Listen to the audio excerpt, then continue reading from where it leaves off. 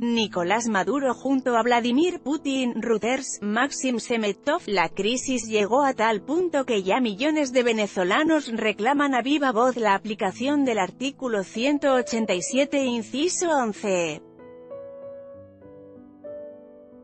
Que autoriza a la oposición a pedir una intervención de fuerzas militares extranjeras.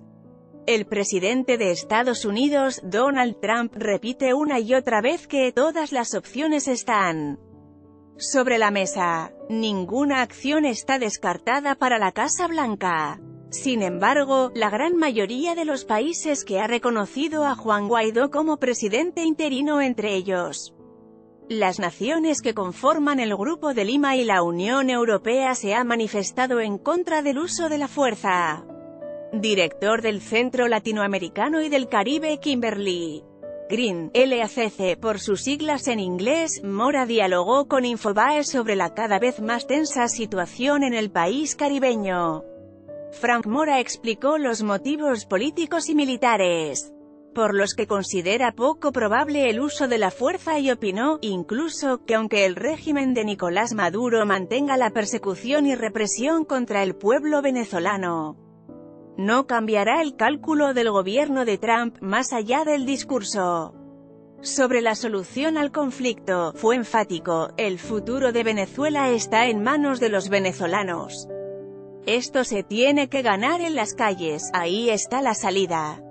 Mora también hizo referencia a la influencia de Rusia y Cuba, aliados de la dictadura chavista.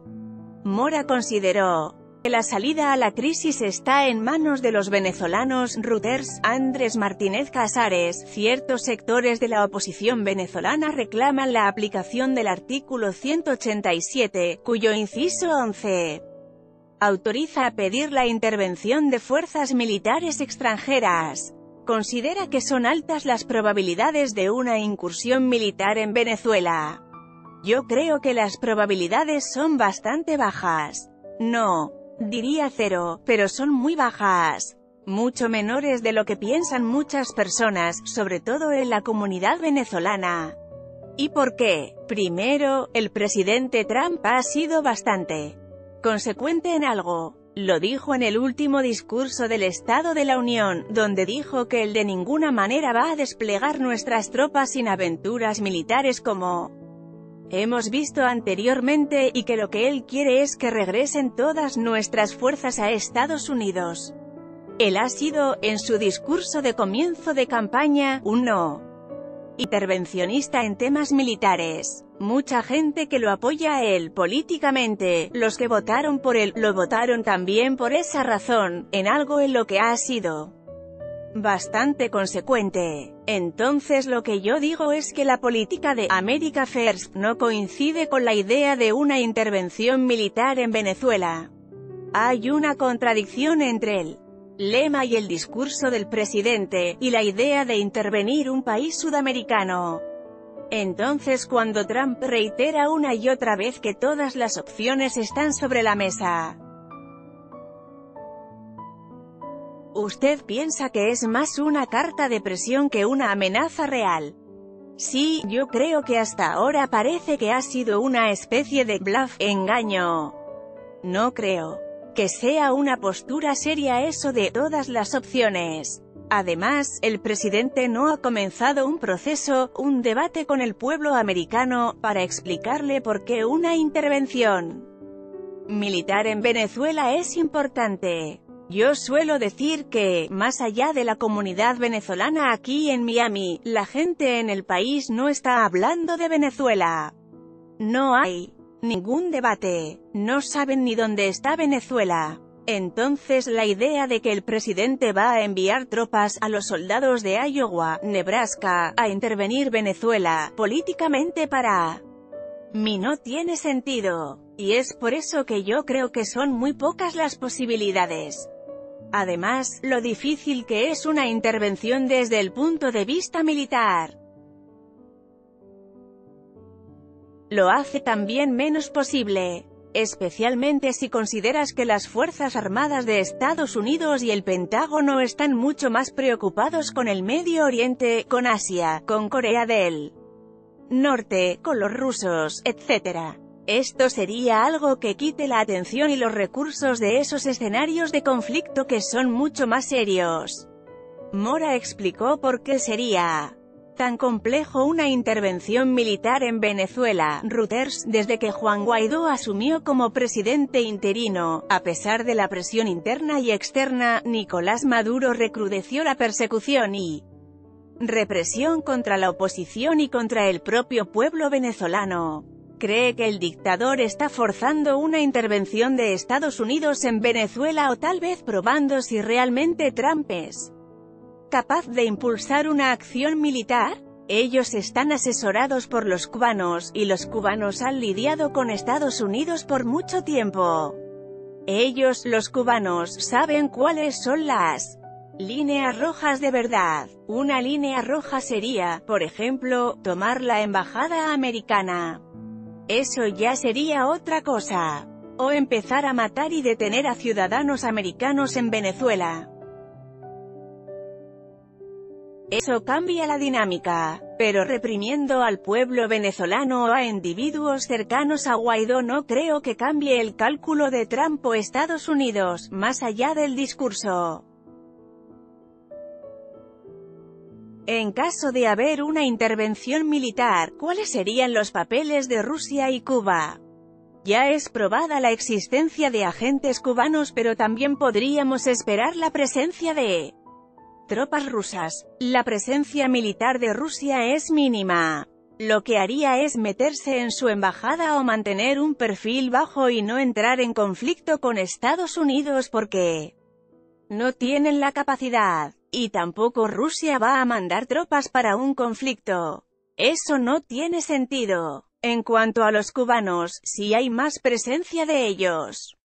Pero creo que harían más o menos lo mismo. Si Estados Unidos va a entrar en una intervención militar serían unas 150 a 200.000 fuerzas de tropas en el país, y no creo que ningún cubano vaya a suicidarse. Pero indiscutiblemente tienen influencia los cubanos en sostener al régimen de Maduro, de eso sí no hay duda alguna.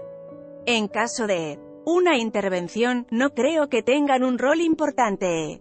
La semana pasada Elliot Abrams comentó que durante una reunión que mantuvo con el viceministro de Exteriores ruso, Sergei Ryabkov, le planteó al representante de Vladimir Putin que Moscú no recuperaría sus inversiones en Venezuela si Maduro sigue en el poder, teniendo en cuenta las grandes deudas que sostiene Caracas con el Kremlin, y la cada vez menor productividad petrolera de PDVSA, el apoyo que proporciona Rusia a la dictadura chavista sigue siendo económico o es meramente estratégico contra Estados Unidos. Yo creo que es un apoyo estratégico. Si hay intereses económicos, no hay que subestimar esto, pero mucho más que eso la política de Rusia es crear caos, generar incertidumbre. Para decirlo coloquialmente, para joder los intereses de Estados Unidos en la región. Y lo hace no solo en América Latina, también lo está haciendo en otros lugares. Interrumpir, destruir, desmantelar las alianzas, las instituciones internacionales, los intereses de Estados Unidos, sin entrar en un conflicto directamente con Estados Unidos. Hacerlo a través de lo que hacen en Venezuela a través de sus intervenciones cibernéticas, el poder agudo que utiliza con la propaganda y los medios de comunicación. A través de esos mecanismos es que Rusia trata de socavar los intereses. Crear el caso, esas creo que son las razones geopolíticas. Pero como dije anteriormente, no debemos subestimar los intereses económicos, que sí se han acumulado en los últimos años. Cuba y Rusia, los principales aliados de la dictadura de Nicolás Maduro, tanto el Grupo de Lima como la Unión Europea se han mostrado en contra de una intervención militar. Las presiones siguen aumentando pero Maduro se mantiene en el poder. Considera que se puede ir por la vía diplomática. Incluso en los últimos días se especuló mucho con el viaje de Rodríguez Zapatero a Caracas, y se habló de la posibilidad de un exilio en España. ¿Ve factible este escenario? La situación está tan incierta, tan volátil, tan insegura, que cualquier cosa puede pasar en Venezuela. No debemos descartar eso. Yo creo que la salida es una salida política en el sentido de las presiones internacionales, el aislamiento internacional, las sanciones económicas, muchas de las cuales no han comenzado a sentirse todavía. Creo que Guaidó y la oposición tienen que mantener, quizá hasta fortalecer, las presiones internas políticas, a través de las manifestaciones, enfrentamientos con la dictadura. El futuro de Venezuela está en manos de los venezolanos. El apoyo internacional, las presiones internacionales, son necesarias, pero no suficiente. Esto se tiene que ganar en las calles de Venezuela, y ahí está la salida. Uno se puede imaginar a Maduro y compañía tomando todos los recursos que se han robado del país y llevándoselo para España, Turquía, o algún país, pero es impresionante que ellos, a pesar de las condiciones en las que se encuentra el país, se niegan a ceder en casi nada. En caso de caer Maduro, ¿cómo afectaría esto en Cuba y Nicaragua? En Cuba va a tener un impacto importante. Cuba recibe, difícil saber los cálculos exactamente, pero entre 30 y 45 mil barriles de petróleo al día, en momentos en que la economía cubana tiene serios problemas de liquidez. La crisis económica en Cuba se ha profundizado, hemos vuelto a ver la escasez de materiales que habíamos visto anteriormente en Cuba y te imaginas si de pronto 30 a 40 mil barriles desaparecen. Hay un economista cubano, de apellido Vidal, que dice que puede tener un impacto del PIB de casi 8% sobre la economía cubana. Entonces Cuba tiene mucho por perder, en términos económicos.